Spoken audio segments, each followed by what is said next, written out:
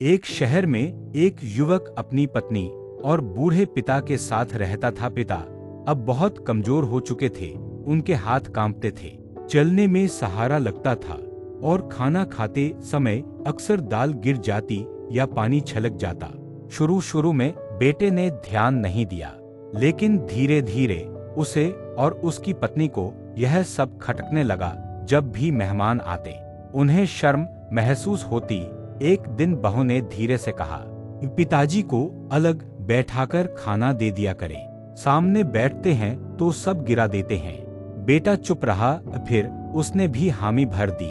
उस दिन से बूढ़े पिता को कमरे के कोने में एक छोटी सी मेज पर अकेले बैठाकर खाना दिया जाने लगा। बाकी परिवार डाइनिंग टेबल पर साथ बैठकर खाना खाता और हंसी मजाक करता। बूढ़े पिता चुपचाप अपनी सूखी रोटी आंसुओं के साथ निकलते रहते। घर का छोटा बच्चा ये सब चुपचाप देखता रहता था।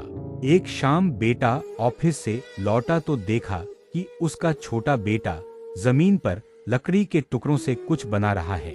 उसने मुस्कुराकर पूछा, क्या बना रहे हो चैंपियन? बच्चे ने मासूमियत से जवाब दिया, पापा मैं आपके और मम्मी के लिए छोटी मेज बना रहा हूँ।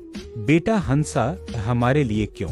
बच्चा बोला, जब आप बूढ़े हो जाओगे ना, तब आप भी दादाजी की तरह चीजें गिराओगे, तब मैं आपको इस मेज पर बैठाकर खाना खिलाऊंगा।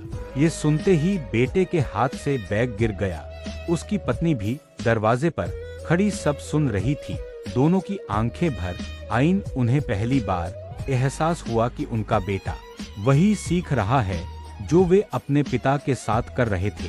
उस रात पहली बार बूढ़े पिता को फिर से खाने की मेज पर बैठाया गया। बेटा खुद उनके पास बैठा, धीरे धीरे उन्हें खाना परोसा। बहू ने भी पानी पकड़ाया।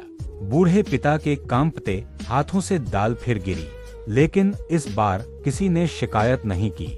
बच्चे हमारी बातें नहीं, हमारा व्यवहार सीखते हैं।